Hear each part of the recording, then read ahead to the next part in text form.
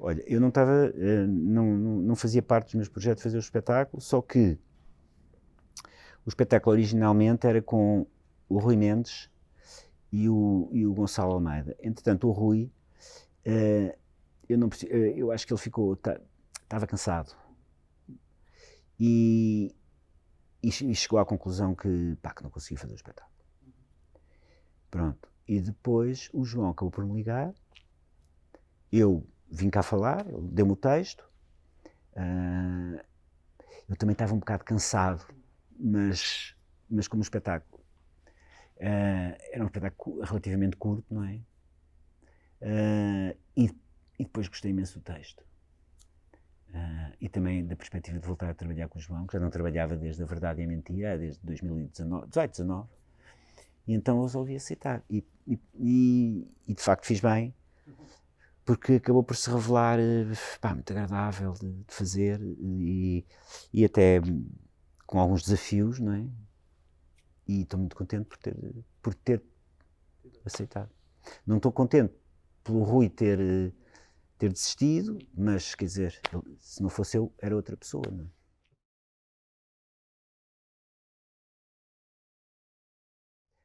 O espetáculo é um espetáculo para a juventude que abarca a juventude e a idade adulta. É um espetáculo que se passa num quarto fechado, num espaço fechado, e é a relação de duas pessoas de idades completamente diferentes. Portanto, o espetáculo, acima de tudo, é uma espécie de um combate de boxe intergeracional que depois acaba por correr bem. Ou seja, aquelas duas pessoas acabam por, se não entender-se completamente, pelo menos respeitar-se e até gostarem uma da outra. Portanto, este é um lado do espetáculo. O outro lado, eu acho que o espetáculo tem algum problema sobre o que é a felicidade. São questões genéricas, mas que depois o dramaturgo consegue explaná-las de uma forma muito, muito, muito prática no que se passa em cena. Sobre o que é a felicidade e o que é a liberdade também, porque tanto este velho pugilista que está num quarto, num lar para velhos, como o miúdo, têm uma coisa em comum. Ambos, de certa maneira, são marginais ou poderiam incorrer na marginalidade. Eu acho que o pugilista acabou por se safar justamente por causa do desporto, e isso acontece muito, não é? Sobretudo com boxers, não é? E o miúdo está a um passo de se tornar um marginal. Pronto, e é nesta situação em que eles se encontram. O boxer está preso, praticamente, porque ele bateu num enfermeiro no outro lar, e então está numa espécie de um lar um bocadinho mais... Não é uma prisão, mas é onde ele é mais vigiado, e portanto sente-se completamente preso e tem uma ânsia de sair dali de liberdade. O miúdo não consegue pensar, ou seja, não consegue pensar na vida. E só imagina uma saída para a vida, que é a violência. E o velho vai tentando amolecê-lo e dar ideias de que não é necessariamente assim. Portanto, no fundo, eles servem-se um ao outro da melhor maneira e acabam por sair diferentes da relação. O espetáculo é concebido como se fosse em 7 cenas, um bocado como se fossem 7 rounds de boxe. Okay?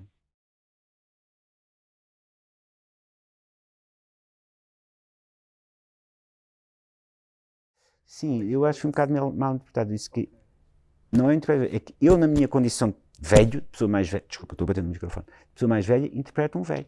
Não estou a dizer que sou novo a interpretar um velho, estou a dizer que pela primeira vez me dizem, olha, tu és velho, és uma pessoa já com alguma idade, portanto está aqui um velho para tu fazeres. Porque às vezes os personagens não são velhos, não são novos, não é? Sim. É assim, é o diretor de um jornal, ok, não pode ter 20 anos, mas pode ter entre os 50 e os 65 ou 70. Aqui a ideia até é, pronto, é ser mesmo um velhote. Aliás, o texto pede um tipo com 80 anos. Ora, eu lamento imenso, mas nós temos muito poucos atores com 80 anos. Os alemães têm às carradas. Não é? Nas peças alemãs, tu vês um tipo de 18 a representar com um velho de 85, na boa. Porque há ali uma... As peças têm um lado muito intergeracional, não é? E não sei, os atores alemães, pá, há mais. Pronto. Aqui é muito difícil ainda. Talvez com a minha geração as coisas estão um bocadinho melhores, não é? E de qualquer maneira, assim, tu quando tens 80 e muitos anos, pá, há uma altura em que eu não espero lá chegar, mas pá, em que não dá para fazer, tens que fazer coisas, pá, mais pequenas, ou, não é? Porque de facto pá, a mecânica teatral parece que é só dizer umas coisas, mas de facto a maneira como tu te mexes em cena não tem nada a ver com a maneira como tu te mexes no dia a dia. Portanto, cansa muito mais, porque não é uma maneira natural de te mexeres, não é? Ou, quer dizer, tu finges que és natural, ou seja, mas na verdade não é nada natural, tudo aquilo é falso, não é? E tudo aquilo implica sei lá, uma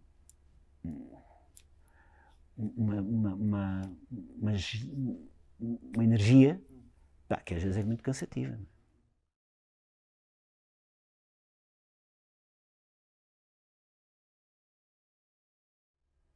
Neste caso, eles tinham muitas coisas a aprender. Ou seja, o miúdo, na realidade, dá-lhe pistas muito concretas para ele sair dali. E o velhote dá-lhe outro tipo de pistas, sobretudo para ele aplicar na sua vida. Entanto, o miúdo também está apaixonado, e o velho diz o que é que ele tem que fazer para conquistar a rapariga, e por acaso conquista. Não conquista, mas chega à fala com ela, e em princípio a coisa vai correr bem. Eu, em relação à minha vida, não é? Ou às nossas vidas, eu acho que as gerações tocam-se muito pouco.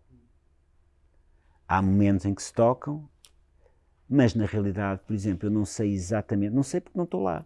Por exemplo, eu trabalho com imensa gente de 20 e tal anos aqui e noutros teatros, mas na realidade eu não sei exatamente como é que aquelas pessoas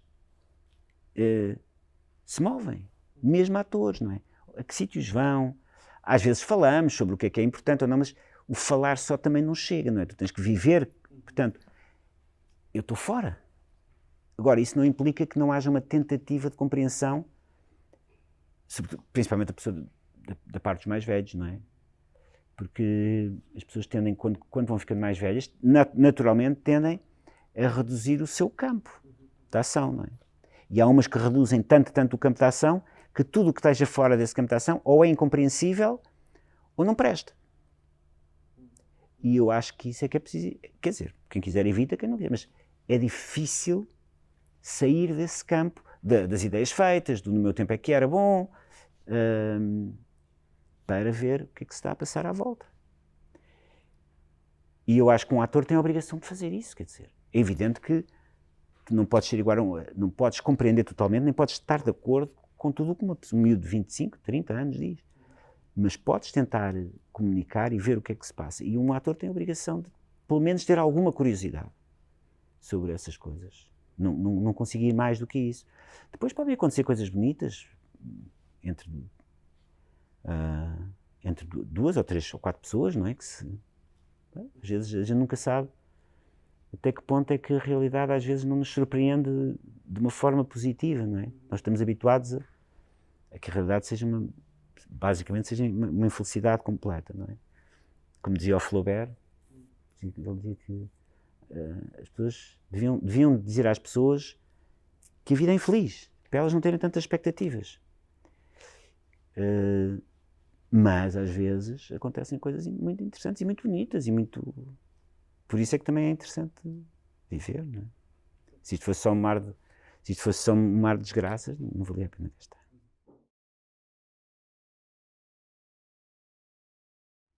Bom, o que aconteceu foi, a peça já estava bastante ensaiada, no que diz respeito até a marcações e ao Gonçalo. O Gonçalo já sabia o texto, trás para a frente, de frente para trás. Mas o João tentou, não, então vamos esquecer isto tudo e vamos tentar encontrar aqui novas dinâmicas. E pronto, isso é o que eu destaco. Por outro lado, eu não me senti, o que é porreiro, não me senti pressionado para estrear.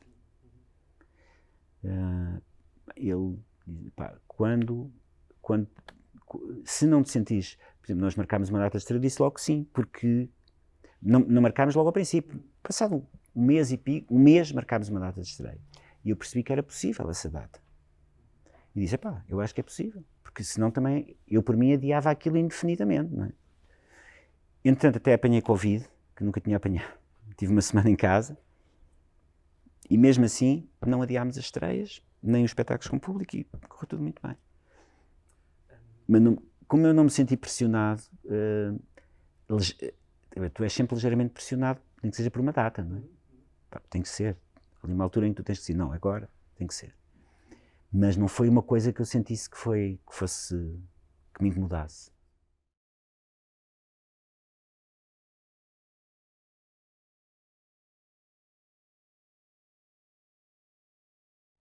Pois não sei, eu não sei em que contexto é que ele disse isso, mas epá, eu concordo, só que não é possível. Porque talvez os alemães façam isso. Pá.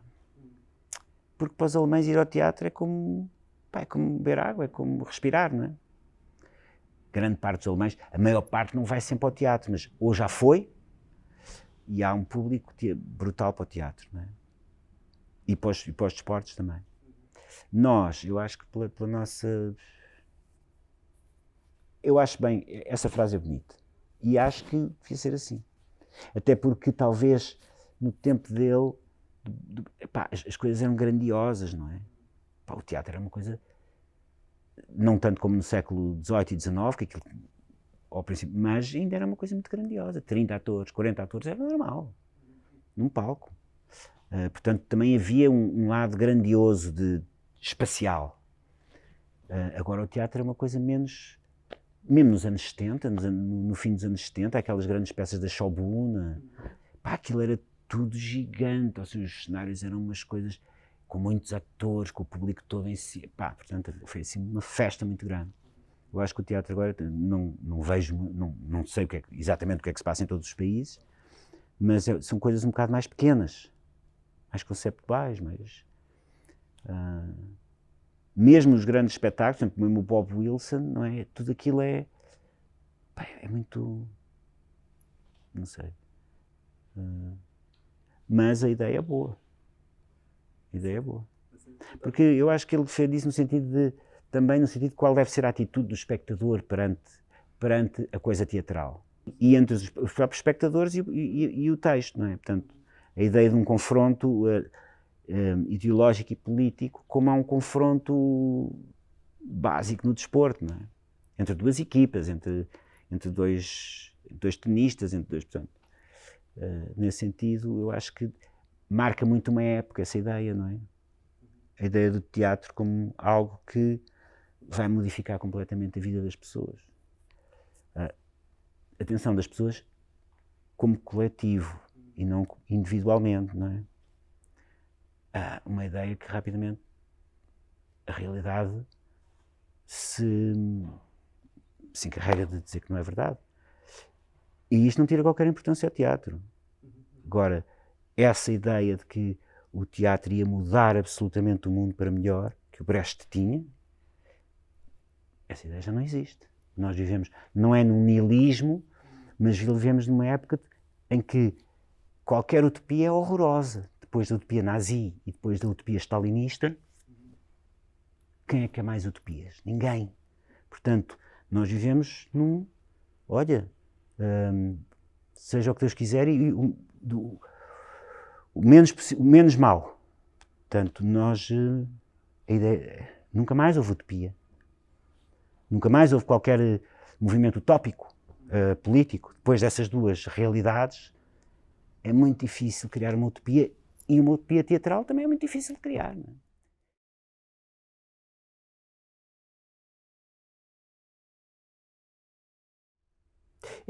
Isto aqui não tem nada a ver com positivo ou negativo. O facto do teatro não ter essa relação utópica com a realidade não lhe tira qualquer competência de tocar as pessoas, de poder ser arte.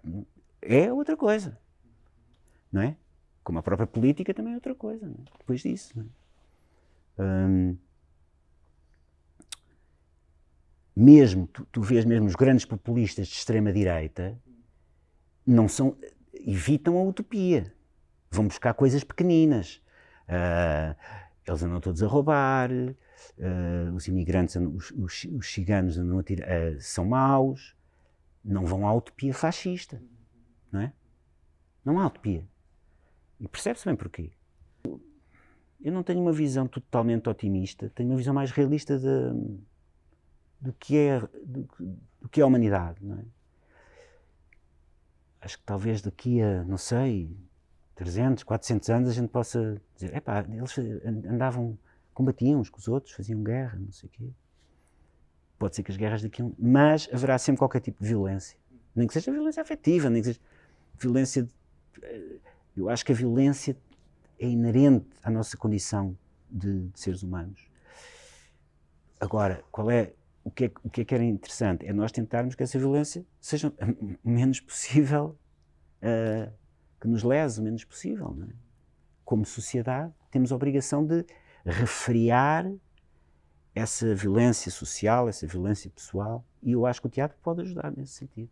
O teatro pode continuar a ser político. Atenção, e acho que deve continuar a ser político.